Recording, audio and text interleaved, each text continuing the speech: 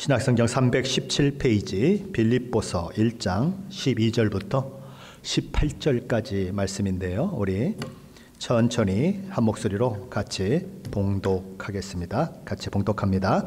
형제들아, 내가 당한 일이 도리어 복음 전파의 진전이 된 줄을 너희가 알기를 원하노라. 이러므로 나의 매임이 그리스도 안에서 모든 시대 안과 그 밖에 모든 사람에게 나타났으니 형제 중 다수가 나의 매임으로 말미암아 주 안에서 신뢰함으로 겁없이 하나님의 말씀을 더욱 담대히 전하게 되었느니라. 어떤 이들은 투기와 분쟁으로, 어떤 이들은 착한 뜻으로 그리스도를 전파하나니 이들은 내가 복음을 변증하기 위하여 세우심을 받은 줄 알고 사랑으로 하나 그들은 나의 매임에 괴로움을 더하게 할 줄로 생각하여 순수하지 못하게 다툼으로 그리스도를 전파하느니라. 그러면 무엇이냐? 거칠애로 하나 참으로 하나 무슨 방도로 하든지 전파되는 것은 그리스도니 이로써 나는 기뻐하고 또한 기뻐하리라. 아멘. 설교를 하기 전에 먼저 감사한 마음이 있습니다. 우리 1부 찬양팀도 있고 2부 찬양팀이 있는데 목사가 앞에서 찬양할 때에 목사의 마음을 굉장히 충만하게 하는 찬양들을 많이 불러주시고, 그래서 목사 이 앞에 설 때에 이미 마음이 충만해서 올 수 있도록 그렇게 귀한 찬양을 하나님께 드리게 된 것이 얼마나 감사한지 모릅니다. 계속해서 우리 찬양팀들을 위해서 기도해 주셔서 정말 영성 있는 찬양을 드리고 우리의 마음이 열리고 하나님을 높이는 찬양을 할 수 있도록 그렇게 저와 여러분이 늘 기도해 주시기를 부탁드립니다. 사도 바울은 길리기아 다소 사람입니다. 나면서부터 로마 시민권을 가지고 그렇게 태어난 사람이죠. 그는 어릴 때에 예루살렘으로 유학을 했고요. 당대 최고의 석학이고 종교적으로 가장 존경받았던 가말리엘의 제자로 차근차근 미래 최고의 율법학자가 되는 그 꿈을 키웠던 사람입니다. 그리고 그는 비교적 젊은 나이에 유대 최고의 권력기관이요 종교기관이었던 사내드린 공회의 의원이 됐습니다. 얼마나 젊은 나이에 그가 사내드린 공회의 의원이 됐는지 사람들은 그가 혼자 살았다는 것을 믿지 않아요. 혼자 살았으면 어떻게 공회의원이 되었겠느냐, 아마 그는 이혼했을 것이다 까지 얘기할 정도로 그는 젊은 시절에 공회의 의원이 된 것입니다. 그가 만일 다메섹성을 향해 가는 길에서 십자가에 죽으시고 부활하신 예수 그리스도를 만나지 않았다면 아마도 그는 이 땅에서 별다른 어려움 없이 놀라운 삶, 모든 사람에게 존경과 사랑을 받고 굉장히 권위 있는 위치에서 그런 삶을 살았을 것입니다.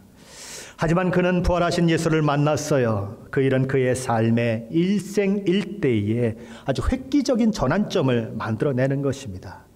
그는 더 이상 이 땅의 상급을 바라볼 수가 없었습니다. 하나님의 상급을 바라보는 자가 되었어요. 그는 더 이상 이 땅의 가치를 따라 살 수가 없었어요. 하나님께서 독생자 아들 예수 그리스도를 이 땅에 보내시고 십자가에 죽게 하시기까지 인간을 구원하시기를 기뻐하신 그 복음 때문에, 그 십자가의 복음 때문에, 그것의 가치를 때문에, 그것이 가진 최고의 그 가치 때문에 자기 인생을 다 던져야 하는 그런 사람이 되었어요. 그리고 그 복음을 전하는 일에 자기 삶을 던지는 그런 사람이 되었던 것입니다.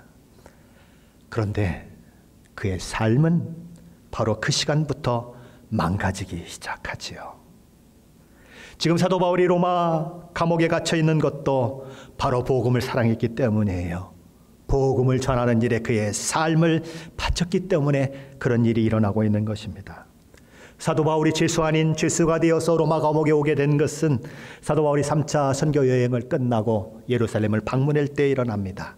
그는 예루살렘에 있는 사람들을 구제하는 구제 헌금과 재물을 가지고 예루살렘을 방문하지요. 그런데 유대인들에 의해서 고소되고 죽음을 당할 위험에 처하게 됩니다.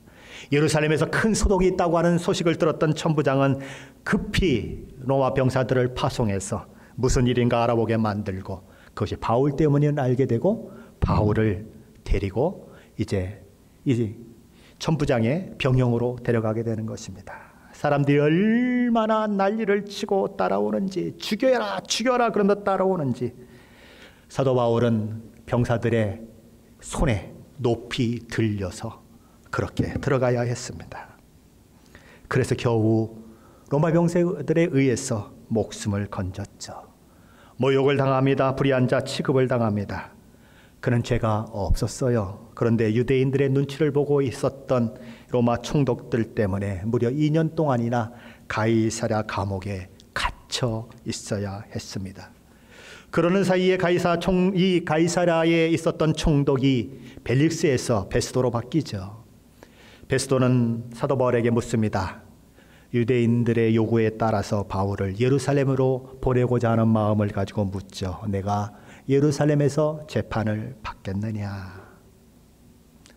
사도 바울은 그 의도를 알고 있습니다. 유대인들은 줄기차게 바울이 예루살렘에서 재판을 받게 해달라고 요청을 했었습니다. 왜 요청을 했을까요? 예루살렘에 가는 길목에서 지키고 있다가 바울을 살해하려고 하는 악한 의도를 가지고 있었던 거죠. 바울은 그것을 이미 알고 있었습니다. 그러니 어찌해야 할까요? 총독의 말을 따라 예루살렘으로 가야 할까요? 아니면 여기 남아있겠다고 해야 할까요? 그는 이런 상황 가운데서 마지못해서 가이사에게 호소하는 것입니다. 내가 가이사에게 호소합니다. 가이사의 재판정에 내가 서기를 원합니다.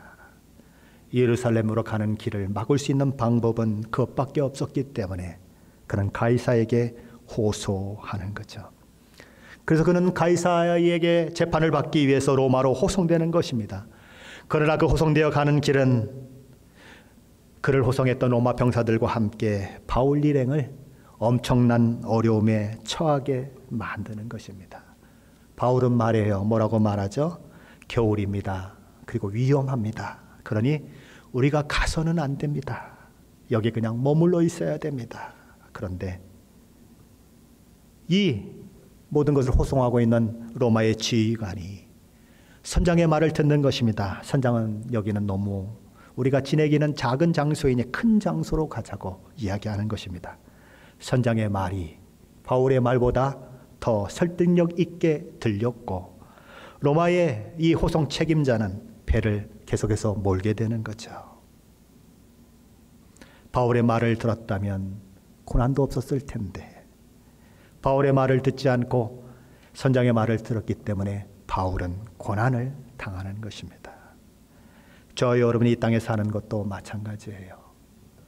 나 혼자 하나님을 잘 믿으면 고난이 없을 텐데 때로는 세상 사람들의 그 못난 모습 때문에 악한 모습 때문에 때로 저와 여러분도 고난 가운데 처해질 때가 있다는 것입니다.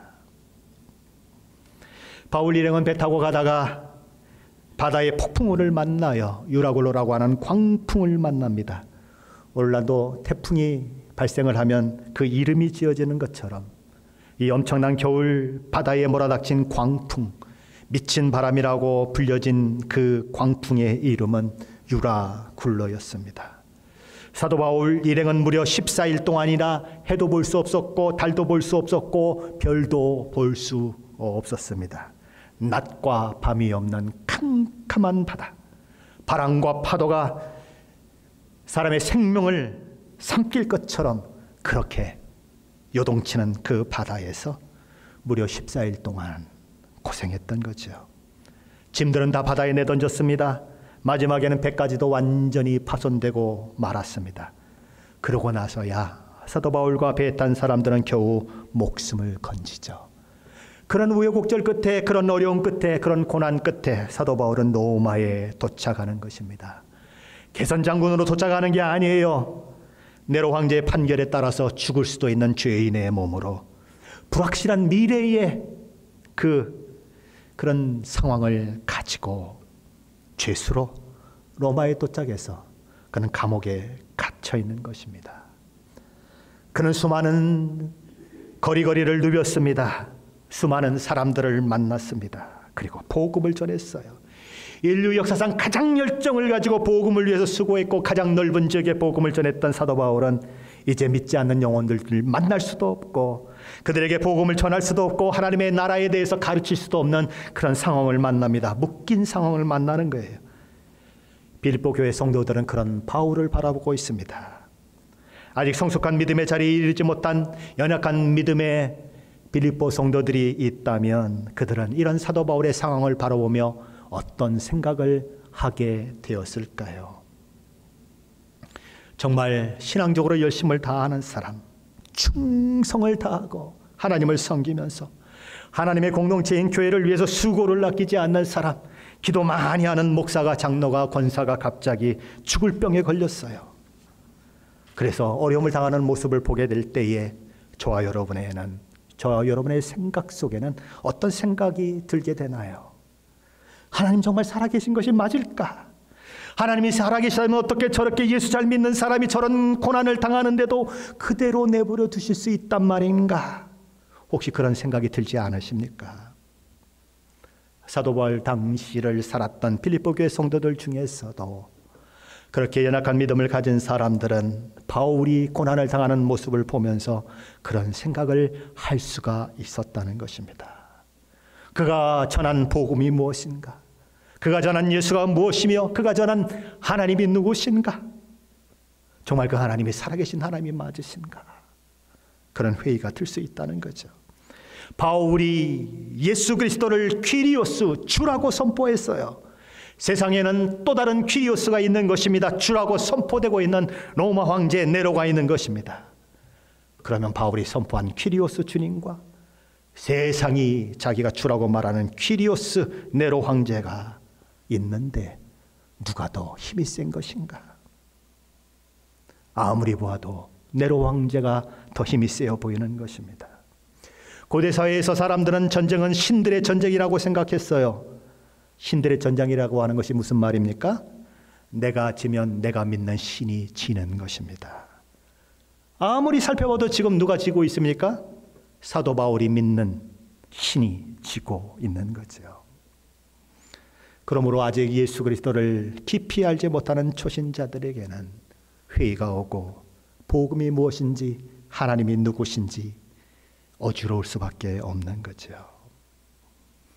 예수를 잘 믿으려고 하다가 고난을 만나는 사람들이 있습니다. 어려움을 당하는 자들이 있어요. 그럴 때 믿음이 약한 자들의 그 신앙은 막 요동치는 거죠. 하지만 성경은 그런 약속을 해본 적이 없습니다. 하신 적이 없습니다. 한 번도 신자가, 성도가 고난으로부터 언제나 예외가 된다고 성경은 말씀한 적이 없어요. 오히려 믿으면 고난을 당한다고 말씀하는 말씀이 더 많이 있어요. 그러기에 성도는 때때로 이해할 수 없는 고난을 만나기도 하고 때로는 그 고난을 이해하는 그런 고난을 만나기도 하는 것입니다. 우리가 인생을 살면서 겪는 고난들을 분류를 해본다면 크게 5가지로 분류해 볼 수 있습니다. 첫 번째 고난의 유형은 잘못했기 때문에 고난을 당하는 것입니다. 도둑질했기 때문에 잡히고 살인했기 때문에 감옥에 갇히고 사형을 당하고 그런 것들이 바로 자기의 죄 때문에 당하는 고난. 잘못을 저지르기 때문에 그 잘못에 대한 열매를 거두는 고난. 그것이 첫 번째 고난의 유형입니다. 두 번째 고난의 유형은 하나님께서 신자들을 교정하기 위해서 주시는 고난입니다. 교정이라고 하는 것은 고르지 못하거나 틀어지거나 잘못된 것을 바로 잡는 것을 말합니다. 이런 고난은 성도들이 잘못된 길을 갈 때에 바른 길로 돌아오도록 하기 위해서 하나님께서 주시는 고난입니다. 징계라고 할 수 있겠죠. 솔로몬은 잠언 3장 11절 12절에서 이렇게 말합니다. 내 아들아, 여호와의 징계를 경히 여기지 말라. 그 꾸지람을 싫어하지 말라. 대저 여호와께서 그 사랑하는 자를 징계하시기를 마치 아비가 그 기뻐하는 아들을 징계하심 같이 하시느니라. 그럼으로써 교정, 하나님께서 우리에게 교정을 위해서 주시는 고난은 하나님의 징계의 도구이니 달게 받고 돌이켜라 라고 말하는 것입니다. 사도 베드로는 베드로전서 4장 1절 하반절에서 육체의 고난을 받은 자가 죄를 그쳤다고 말합니다. 고난이 있기 전에는 마음대로 갔었는데 고난이 있기 전에는 죄 짓는 것에 대해서 별다른 생각을 하지 않고 그냥 죄 가운데 살았는데 고난이 오고 징계를 받고 보니까 아하, 내가 이 죄 때문에 그렇구나. 그래서 죄를 끊고 하나님 앞에 다시 돌아오게 되었다는 거죠. 그 고난의 유익을 위해서 하나님은 우리에게 고난을 주시는 것입니다. 세 번째 고난의 유형은 성도를 성도답게 만들기 위한 고난입니다. 더 거룩하고 더 순결한 믿음의 사람이 되기 만들기 위한 그런 고난인 거죠. 마치 운동선수가 근육을 만드는 것과 똑같은 것입니다. 그를 힘들게 만들지 않습니까? 뭐 산을 뛰게 만들고 그리고 무거운 것 뭐 이렇게 몸에다 달고 뛰게 만들고 그냥 막 입에서 단내가 나도록 그렇게 훈련시키는 이유가 무엇입니까? 근육을 단련시키기 위해서 그런 것입니다. 그게 죄 때문도 아니에요. 단련시키기 위해서 그런 것입니다. 근육이 단련되어야 올림픽에 가서 금메달도 딸 수 있고 그런 것이죠. 근육이 약하면 금방 지치니까요. 하나님께서 우리를 그렇게 고난을 통하여 단련시키셔서 더 강한 믿음의 사람, 더 많은 사람들을 품고 살아가는 믿음의 사람을 만들어낸다는 거죠. 사도 베드로는 베드로전서 1장 7절에서 이렇게 말합니다. 제가 세번역 성경으로 읽어보겠습니다. 여러분의 믿음이 연단을 받아서 순수하게 되면 불로 연단하여도 마침내는 없어지고 마는 금보다 더 귀한 것이 됩니다. 금도 많은 연단을 통해서 정말 순수한 금이 되지만 그것보다 더 귀한 믿음의 사람이 되는 것은 연단을 통해서 된다. 그리고 그것은 예수 그리스도께서 나타나실 때에 여러분이 칭찬과 명예를 차지하게 하려는 것입니다. 고난을 주신 것 가운데 하나님 앞에 설 때에 예수 그리스도께서 이 땅에 다시 재림하실 때에 우리로 칭찬과 명예를 차지하게 하기 위한 하나님의 계획이 있다는 것이지요. 여기 연단이라고 하는 이 말은 입증하다, 검사 위에 진짜로 인정하다라고 하는 뜻을 가진 단어인 것입니다. 믿음의 연단을 받아 진짜 믿음의 사람이라고 인정받는 것, 그 일을 통해서 하나님 앞에 영광 돌릴 뿐만 아니라 하나님 앞에 상급을 받는 자가 되는 것. 믿음은 그냥 만들어지지 않습니다. 기도하면 믿음의 사람이 될까요? 기도하면 갑자기 믿음의 큰 사람이 될까요? 아니요. 기도해도 갑자기 믿음이 큰 사람 되지 않습니다. 믿음은 반드시 연단을 통해서 더 큰 믿음의 사람으로 만들어지는 것입니다. 연단을 통해서 믿음의 사람은 진짜 믿음의 사람이라고 하는 것을 인정받게 되고 또한 그 열매로 다른 사람의 고통을 이해하는 사람이 되는 것입니다. 그가 겪은 고난 때문에 다른 사람의 고통을 공감하는 공감 능력을 갖게 되는 거죠. 그래서 많은 고난을 당한 사람이 가서 위로하면 고난을 당하지 않는 목사가 위로하는 것보다도 더 큰 위로가 있는 거예요.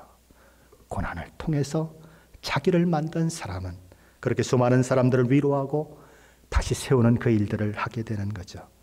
사도 바울은 고린도후서 1장 4절에서 이렇게 말합니다. 제가 현대인의 성경으로 읽어보겠습니다. 그분은 온갖 고난을 겪는 우리를 위로해 주십니다. 누구죠? 그분이 예수 그리스도.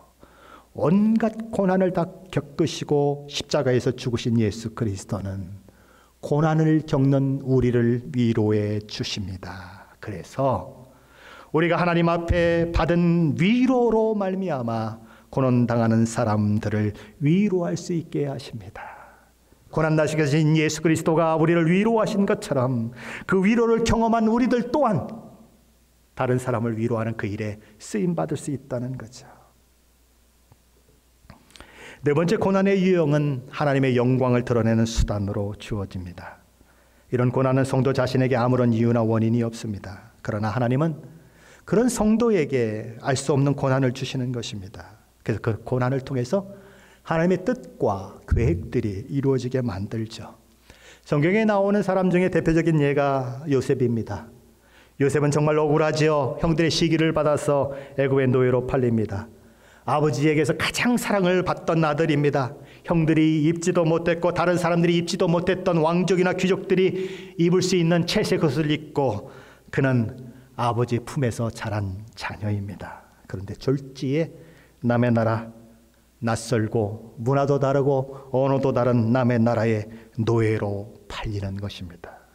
그곳에서 약 13년 동안 억울한 삶을 살게 되는 거죠. 요셉이 왜 그것이 그런지 이해했을까요? 요셉은 전혀 알지 못했습니다. 다만 마음이 아프고 고통스러울 뿐이었어요. 그런데 그가 13년 후에 애굽 왕 바로의 꿈을 해석해주고 애굽의 총리가 되지요. 그리고 총리가 돼서 몇 년이 지난 후에 형들이 곡식을 사러 애굽에 와서 그의 발 앞에 엎드려 경배하는 모습을 봅니다. 갑자기 어린 시절에 꾸었던 꿈이 생각나죠. 별들이, 달이, 해가 자기의 별을 향하여 절하는 꿈, 형들이 묶었던 곡식단들이 자기에게 절했던 꿈들이 생각나는 것입니다. 아하, 하나님은 이 일을 위해서 그 꿈을 미리 꾸게 하셨구나. 그리고 자기 아버지 베냐민, 그리고 수많은 자기 형제들 다 불러오게 만들죠. 그리고 그의 아내들 또 손자 손녀들을 다 데리고 오게 만들죠. 그래서 그 많은 식구들이 애굽에 와서 굶어 죽지 않고 살게 되고 그들을 통해서 이스라엘이라고 하는 민족이 태동하게 되는 것입니다. 요셉은 나를 이곳에 보내서 고난당하게 하시고 14년 동안 억울합니다, 억울합니다 라고 울었던 나를 이렇게 이곳에 미리 보내신 하나님의 그 계획 가운데 있었다고 하는 것을 알게 되면서 하나님을 높여드리는 것입니다. 형들이 아버지 야곱이 죽자 혹시라도 복수할까 봐 두려워서 이 요셉을 찾아왔을 때에 요셉은 뭐라고 말합니까? 염려하지 마십시오. 근심하지 마십시오. 하나님이 여러분을 구원하시려고 나를 이곳에 먼저 보내셨습니다. 하나님은 그런 고난을 주실 수 있다는 거예요. 때로는 이해되지 못하지만. 사도 바울이 오늘 당하는 고난은 다섯 번째 유형의 고난이라고 할 수 있습니다. 그의 고난은 적극적으로 복음을 변호하고 확증하는 일 때문에 당하는 고난입니다. 그야말로 의를 위하여 핍박을 받는 고난이에요. 그런데 사도 바울의 이 고난은 고난 자체로만 끝나지 않았다고 사도 바울은 이야기하는 것입니다. 그런 의미에서 이 고난은 의미 있는 고난이었다. 하나님께서 그 고난을 통해서 여전히 일하고 계셨다라고 그런 말하는 것입니다. 그러기에 사도 바울은 자신의 고난이 복음의 진전을 이룬 고난이었다고 고백합니다. 형제들아, 내가 당한 일이 도리어 복음 전파의 진전이 된 줄을 너희가 알기를 원하노라. 바울은 진정한 우주 만물의 주인이신 퀴리오스 예수 그리스도의 사도인 내가 설령 세상의 퀴리오스인 자기가 주라고 자처하는 네로 황제의 병사들에 의해서 감옥에 갇혀 있지만 내가 전한 복음은 패배하지 않았다. 오히려 복음의 진보가 진전이 이루어지고 있다. 나는 비록 로마 감옥에 갇혀서 이렇게 묶여있는 상태에 있지만, 쇠사슬에 묶여있지만 내가 전한 복음은 전혀 묶이지 않았다 라고 이야기하는 것입니다. 복음의 끝이 있었을 것 같이 그렇게 생각이 되었지만 결과는 정반대였다. 복음의 진전이 이루어졌다라고 그는 말하는 것입니다. 그렇다면 어떤 의미에서 복음의 진보가 이루어졌을까요? 사도 바울은 이렇게 얘기합니다. 첫째, 바울의 매임은 사도 바울이 도무지 만날 수 없었던 사람들에게 복음을 전할 수 있는 기회를 열어주었기 때문에 복음의 진보가 있다고 얘기하는 것입니다. 오늘 본문 13절 말씀인데 같이 한번 읽어봅니다. 13절 말씀입니다. 이러므로 나의 매임이 그리스도 안에서 온 시대 안과 그 밖의 모든 사람에게 나타났으니, 여기 온 시대라고 하는 이 말은 로마 황제를 지키는 근위대 시대 병사들을 가리키는 말입니다. 그리고 그 밖의 모든 사람은 로마에 살고 있는 사람들 중에 바울의 이 감옥에 갇힌 것에 대해서 관심을 가지고 있었던 사람들이죠. 죄수로 로마에 도착한 이 사도 바울은 다른 죄수들과는 뭔가 달랐습니다. 바울은 온유하고 인내심이 많고 용기가 많았던 사람이에요. 바울을 지키는 시대 사람들은 그가 보통 사람이 아닌 것을 보게 되는 것입니다. 바울의 의연한 모습을 보며 그의 그 얼굴에 그럼에도 불구하고 기쁨이 있고 뭔가 알지 못하는 권위가 흐르는 그 모습을 보면서 야, 뭔가 다른 사람이다 라는 생각을 하게 되는 것입니다. 그리고 조금 지나면서 그들은 점점 뭘 알게 됩니까? 사도 바울이 자기 죄 때문에 온 것이 아니고 그가 그리스도라고 하는 그분 때문에, 그의 복음 때문에 잡혀왔다는 사실을 알게 됩니다. 그들은 정말 우리가 일생 가운데 만나보지 못한 그런 유형의 죄의 수를 만났구나라고 하는 생각을 가지게 되죠. 그리고 바울과 함께 있는 그 기간 동안에 그들은 자연스럽게 복음을 접하게 되는 것입니다. 그때에 이 감옥을 지켰던 사람들은 4시간마다 임무를 교대했다고 합니다. 4시간마다. 그러면 24시간이면 6팀이 교대가 되죠. 매일 새로운 사람들이 바울을 지키는 일들이 일어나는 거죠. 그런데 바울은 거기에 있으면서 비교적 자유로웠습니다. 왜냐하면 아직 미결수였기 때문에 사람들을 만나는 것도 허락이 됐고 사람들이 오면 그들에게 복음을 전하고 하늘나라의 이야기를 전하고 예수 그리스도의 십자가, 예수 그리스도의 부활을 그들에게 이야기하죠. 바울과 함께 손이 묶여있는 자들이 있는 것입니다. 바울을 지키는 자들이 있는 거예요. 그들은 꼼짝없이 바울 옆에서 바울이 말하는 모든 복음을 듣게 되는 것입니다. 하루 들었어요, 한 달 들었어요, 1년 들었어요, 2년을 들었어요. 어떻게 됐을까요? 그들 중에 예수 그리스도를 믿는 자들이 나타나는 겁니다. 그리고 그에게 와서 예수 복음을 듣게 되었던 사람들 가운데도 예수 복음을 믿는 자들이 일어나게 되는 것입니다. 그러므로 사도 바울은 말하는 거죠. 복음이 망한 것이 아니라 복음이 진전을 이루었다. 바울이 복음이 진전이 이루었다고 이야기하는 둘째 이유는 바울의 매임이 많은 형제들로 하여금 담대히 하나님의 말씀을 전하도록 용기를 주는 그런 역할을 했기 때문에 그렇습니다. 우리 14절 말씀인데 우리 한번 같이 읽어봅니다. 14절입니다. 형제 중 다수가 나의 매임으로 말미암아 주 안에서 신뢰함으로 겁없이 하나님의 말씀을 더욱 담대히 전하게 되었느니라. 여기 형제 중 다수는 바울이 갇혀있는 로마에 있는 성도들을 말합니다. 바울은 3차 선교 여행 때에 고린도에서 로마서를 기록한 것으로 알려집니다. 바울은 로마에 복음을 전하러 간 적이 없어요. 바울이 가기도 전에 이미 로마에는 예수 그리스도의 복음을 믿고 성도된 자들이 있었고 교회가 있었습니다. 바울은 그들에게 로마서를 써서 보낸 거죠. 그렇게 로마 교회를 형성하고 있었던 사람들 중에는 유대인도 있고 이방인도 있었습니다. 바로 유대인 그리스도인들, 이방인 그리스도인들로 구성된 로마 교회 성도들이 바울이 복음 때문에 이스라엘이라고 하는 조그마한 땅에서 로마의 지배를 받고 있는 그 지배국에서부터 로마까지 호송된 그것을 보는 것입니다. 그리고 그가 감옥에 갇혀 있는 모습을 보는 거예요. 그리고 감옥에서도 지속적으로 복음을 전하는 모습을 보는 것입니다. 뜨뜻미지근했던 그들의 마음이 불이 타오르는 거예요. 사도 바울을 보면서 그의 마음이 막 뜨거워지는 것입니다.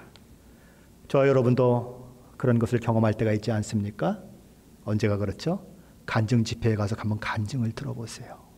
막 가슴이 뜨거워지잖아요. 저런 하나님이시네. 저런 예수님이시네 라고 하는 마음을 가지면서 나도 저런 하나님, 저런 예수를 제대로 믿고 살아야 되겠다라고 하는 그런 마음에 다짐이 일어나는 것처럼 그들의 마음도 불이 지펴진 것처럼 뜨거워지는 것입니다. 바울이 저렇게 복음 때문에 고난을 당하고 갇혔는데 우리가 이렇게 가만히 있어야 되겠는가?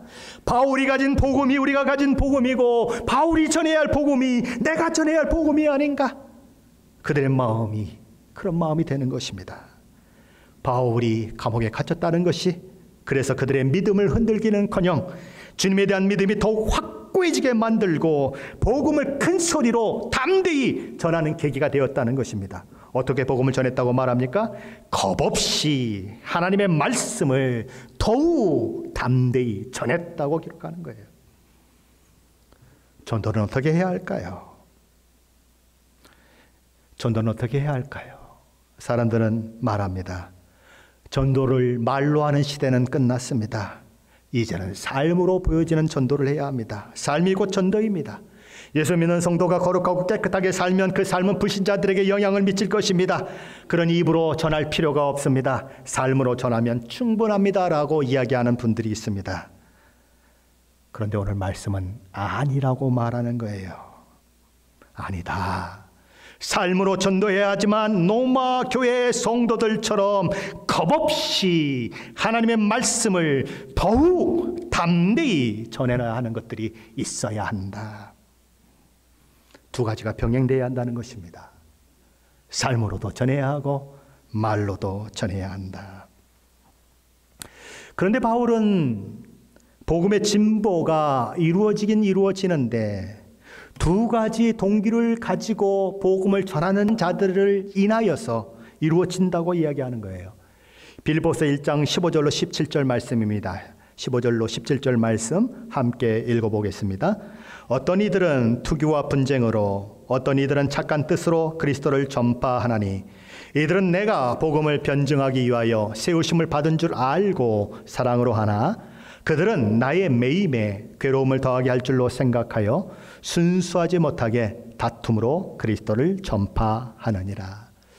첫째 부류의 사람들은 갇힌 바울을 향한 투기와 분쟁의 마음을 가지고 복음을 전했습니다. 그들은 바울의 매임에, 그의 갇힘에 괴로움을 더해 줄 것을 기대하면서 순수하지 못한 마음으로 그리스도를 전파한 자들인 것입니다. 우리가 여기에서 주목해야 하는 것은, 우리가 기억해야 할 가장 중요한 사실은 그들이 전한 복음이 거짓 복음이 아니라 진짜 복음이었다는 것입니다. 그들은 다른 복음을 전한 것이 아닙니다. 그들은 다른 예수를 전한 것이 아니에요. 만일 그들이 전한 복음이 거짓 복음이었다면, 다른 예수였다면 사도 바울은 이렇게 지나갈 수가 없는 것입니다. 그는 다른 복음을 전했던 갈라디아 교회를 찾아왔던 자들을 향하여 갈라디아서 1장 8절에서 이렇게 독한 말을 쏟아내고 있는 것, 저와 여러분 너무나 잘 알고 있지 않습니까? 그는 이렇게 얘기하죠. 그러나 우리나 혹 하늘로부터 온 천사라도 우리가 너희에게 전한 복음 외에 다른 복음을 전하면 저주를 받을지어다. 무서운 선언입니다. 하지만 오늘 본문 속에는 그런 이야기가 나오지 않습니다. 사도 바울은 비록 그들이 잘못된 동기로 복음을 전하고 있지만 그들이 전한 복음이 잘못되었다고 한마디 말도 하지 않습니다. 왜 그렇습니까? 이유는 그들이 전한 복음이 진짜 복음이었기 때문에 그래요. 가짜 복음이 아니었다는 것입니다. 그들이 바울에 대한 좋지 않는 감정을 가지고 투기와 그런 것들을 가지고 복음을 전하고 있지만, 잘못된 동기로 전하고 있지만 진짜 복음을 전하고 있고 진짜 예수를 전하고 있었다는 거죠. 그렇다면 왜 그들은 바울에 대해서 좋지 않은 감정을 가졌을까요? 앞에 보면 그들이 사도 바울에게 괴로움을 더하게 하려고 다툼으로 순수하지 못하게 전했다고 이야기합니다.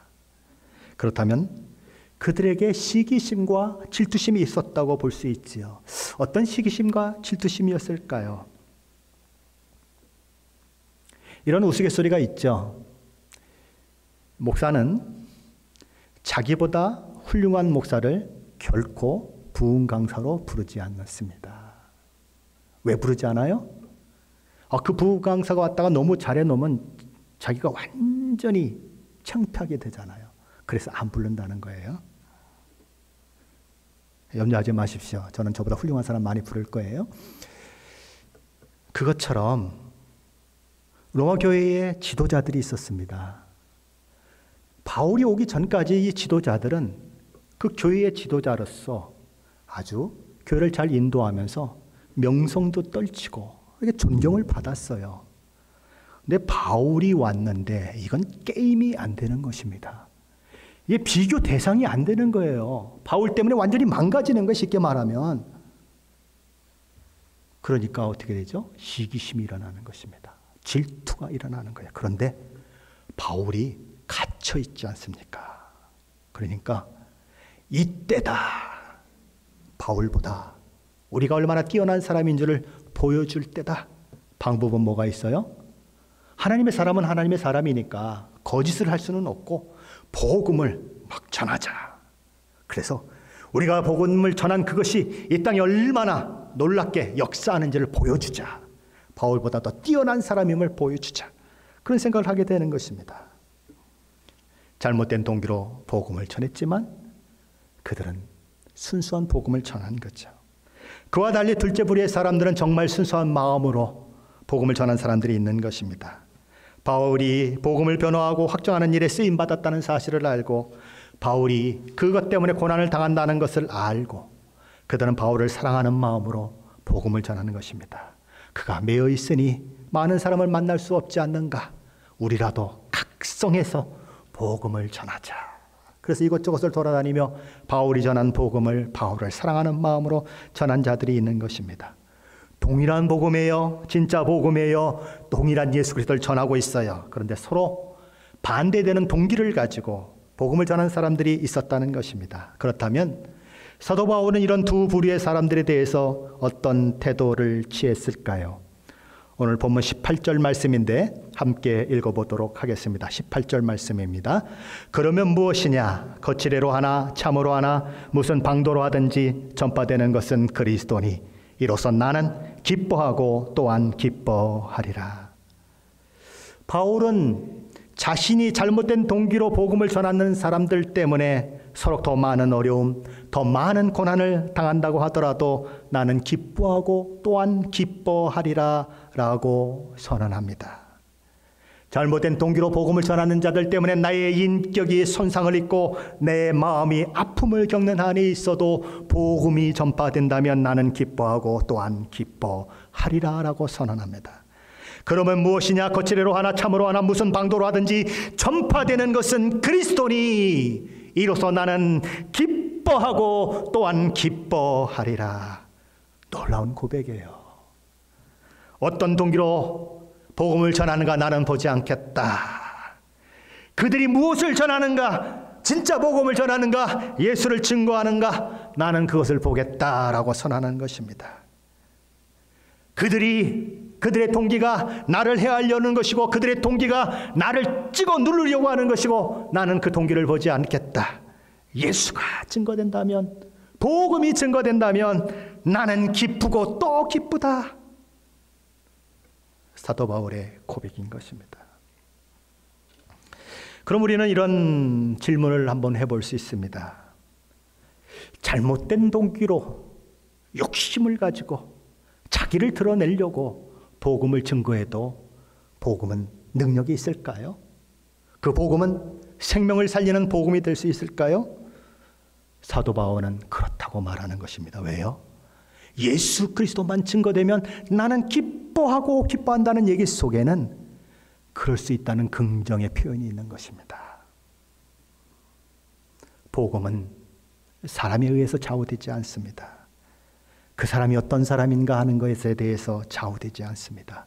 복음 자체에 능력이 있습니다. 복음이 증거되면 그 귀에 들려지게 만들고 마음에 영접하게 만들고 믿고 거듭나게 만들고 하나님의 자녀가 되게 만드는 일은 사람이 하는 일이 아니라 하나님이 하시는 일인 것입니다. 그러므로 복음의 능력은 복음 전하는 자나 어떤 사람에 의해서 결정되지 않습니다. 복음 자체가 능력이 있다는 거예요. 물론 복음을 전하는 자가, 설교하는 설교자가 복음에 합당한 삶을 살면서 복음을 전하고 설교한다면 최상입니다. 가장 좋은 베스트예요. 그런데 그렇지 않다고 하더라도 복음을 전하는 자가 좀 부족해도, 설교자가 좀 부족해도, 그가 전하는 복음이 진짜이고 그가 설교하는 말씀이 하나님의 말씀이라면 그곳에 하나님의 역사가 일어날 수 있다라고 사도 바울은 말하는 것입니다. 복음을 전해보셨습니까? 아이고 하나님, 내 꼴이 이 모양인데 무슨 복음을 전해요? 라고 말하는 사람들이 있습니다. 그렇게 말하지 마십시오. 사람들이 내 꼴이 그래가지고 무슨 복음을 전하니? 그렇게 묻거든 이렇게 대답하세요. 복음은 이런 내 꼬라지 같은 사람도 구원하여 하나님의 자녀를 만들었어. 그러니 너도 예수 믿어. 생각하세요. 저와 여러분이 못났다고 하나님의 말씀마저 못나지 않았어요. 저와 여러분이 못났다고 복음마저 못난 것 아니에요. 하나님의 말씀은 너무너무 잘났어요. 하나님의 복음은 너무너무 잘났어요. 전할 가치가 있어요. 그러니 우리는 내가 못났다고 복음마저 입 다물고 있어서는 안 되는 것입니다. 전해야 하는 거예요. 예수님은 마태복음 23장에서 겉만 번지르한 외식하는 자들이라고 꾸중했던 바리새인과 서기관들의 그 교훈, 가르침을 생각하시면서 사람들에게 이렇게 얘기합니다. 제자들에게 이렇게 얘기합니다. 그 행위는 결코 본받지 말아라. 그러나 그들이 말한 것은 듣고 행하고 지켜라. 회칠한 무덤이라고 불려진 자들입니다. 이 독사의 시옷이라고 해야 되지만 자식들아라고 불려지는 자들입니다. 그런데 어떻게 하라고요? 그들이 말하는 말은 듣고 행하고 지켜라. 그들이 못났다고 하나님의 말씀이 못난 것 아니다. 그들이 못났다고 하나님의 말씀이 능력이 없는 것 아니다. 못난 그들을 바라보지 말고 그들이 전한 하나님의 말씀이 진리의 말씀이라면 들어라, 행해라, 그리고 그것을 지켜라. 그렇게 얘기하는 것입니다. 그릇이 보잘것없다고 그 안에 있는 보화가 보잘것없을 수는 없습니다. 그릇이 깨졌다고 그 안에 금은 보화가 있는데 그릇과 금은 보화를 버리는 사람은 아무도 없어요. 저와 여러분이 비록 깨진 그릇이라고 하더라도, 보잘것없는 그릇이라고 하더라도 저와 여러분에 담겨있는 이 복음은, 그리스도는 너무 긴 거예요. 그러니 내 모습 보시지 마시고, 저와 여러분의 모습 보지 마시고 그 보화를 자랑해야 하는 거예요. 이 보화는 다른 보화란다. 여러분이 생각하는 보화는 깨끗한 그릇에만 담기고, 여러분이 생각하는 보화는 금은 그릇과 같은 것에만 담기지만, 내가 믿는 예수 보화는 나같이 천한 것에도 담긴단다. 깨지고 깨어지고 못나도 예수는 그 속에 담긴단다. 그래서 나는 예수를 사랑한다라고 저와 여러분 얘기할 수 있어야 하는 것입니다. 그것이 사도 바울의 마음인 것입니다. 자, 그렇다면 사도 바울은 굳이 잘못된 동기로 복음을 전하는 자들이 있다는 얘기를 왜 하고 있을까요? 이유가 무엇일까요?